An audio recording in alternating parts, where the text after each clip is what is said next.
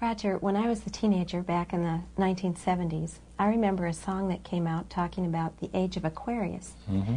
And since then, we've seen the development of the New Age, and I wondered if back when you were involved in spirit worship, if they talked about New Age at all. Oh yes, it was a big thing that was coming up. One of the major deceptions of the last days. And the priest told us, we talked for quite a while, and then he said, could I have a little bit more of your time? I want to tell you something very fascinating. He says, the grain plain, the master's grain plain, for harvesting the nations, for harvesting the multitudes of the earth into his cause, just before the close of the great controversy between the forces of good and evil. So he continued, after we expressed ourselves that we're deeply interested to know more about the activities of spirits. And he said it's going to be done in a unique manner. This grand plan is going to take people are going to eat the stuff. Because he says spirits, demon spirits, will declare themselves to be inhabitants of far distant planets in the galaxies that are coming to warn the inhabitants of planet Earth of the impending destruction of the planet unless something seriously proper is done to avoid it. And he went on saying that they will claim to have out-of-body experiences. Are you familiar with out-of-body experiences? I've read about that. In other words, projection. Yes, right. Goes into different parts of the world and sees things and come back, and then they write all about it. I've heard of that. So, due to the fact that the millions of the earth, people, believe in people having an immortal soul, he says it'd be readily accepted when the spirits will, through a trance medium, converse with influential people of the land, you see. Now, what is a trance medium? It's a channeler today. What is known today as a channeler? Channeler, yeah. Okay. Shirley MacLaine's experience of getting involved with spiritism and with the supposed inhabitants of far distant planets in the galaxies, I taped the whole thing. It's 3 hours. And you were hearing the fulfillment of what this high priest had said 45 years ago. Yeah, exactly. So he went on explaining about the fact that the spirits will show themselves willing to give valuable guidance that will not only help people avoid the destruction of the planet, but it would cause it to enter into a higher state of existence.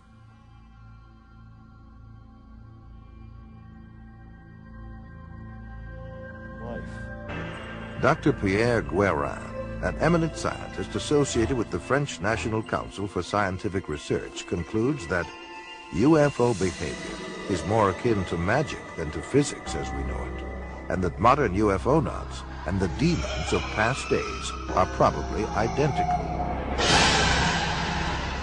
The word demon in Greek comes from the root meaning knowledge or intelligence, implying that demons have access to knowledge and information denied to ordinary mortals.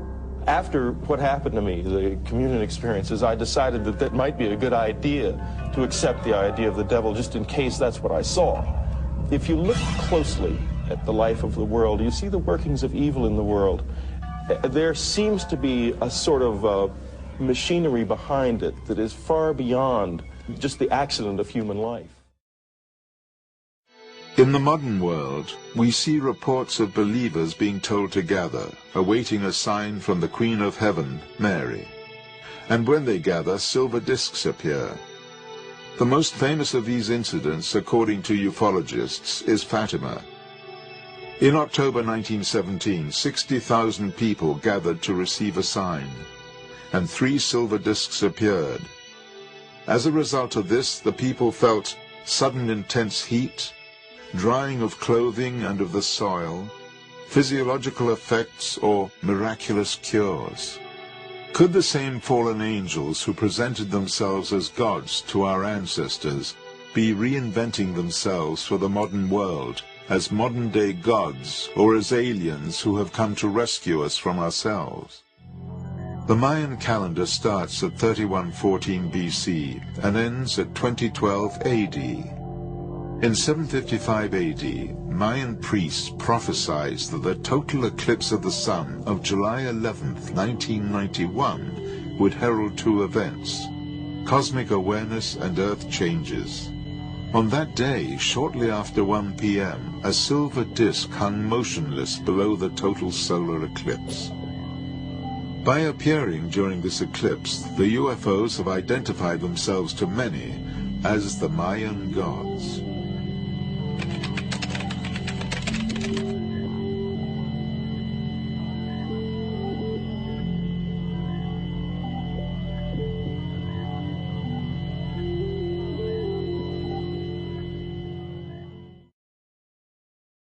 And once again, our search for clues in our quest for the alternative technology, supposedly responsible for the German UFOs, which would appear later, led us back to Vienna, to the year 1917. 4 men and a woman met here in the Viennese cafe Schopenhauer. Their subject was the coming of the New Age. They spoke of secret revelations, the spear of destiny, the magical violet black stone. They discussed the possibility of making transmedial contact with the ancient Germanic and Babylonian deities, Ishtar, Ostara, and Isais, and of communicating with distant worlds, not only on this side, but also on the other.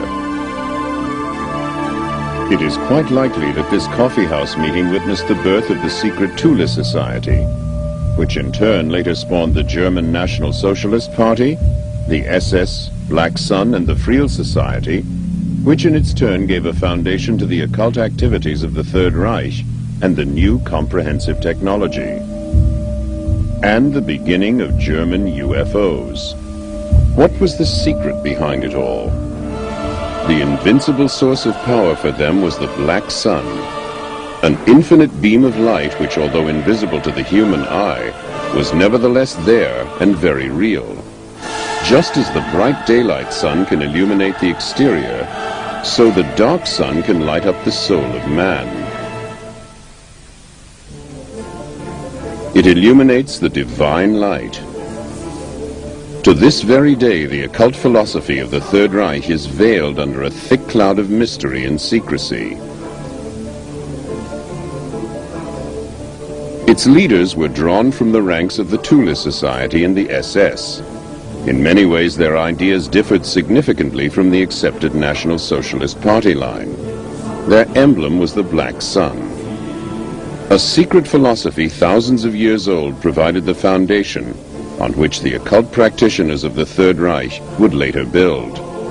The Black Sun symbol can be found in many Babylonian and Assyrian places of worship. Even the Phoenicians and the Carthaginians knew of the symbol and the beliefs that it represented. The Babylonian and Assyrian civilizations often depicted the Black Sun, the Godhead's inner light, in the form of a cross. Assyrian kings wore an insignia which in no way differed from the one more commonly known as the German Knight's Cross. We have no way of knowing just what exactly was going on in the minds of the occultists of the Third Reich, and to what mysterious ends their ideas would lead them. Perhaps they believed in the ancient prophecy of the New Babylon, which would rise again in some unspecified centrally located country when the third Sargon would return. The secret knowledge and the prophecies which the Knights Templar had brought back with them from the Orient had been slumbering for centuries, waiting for the time of fulfillment to approach.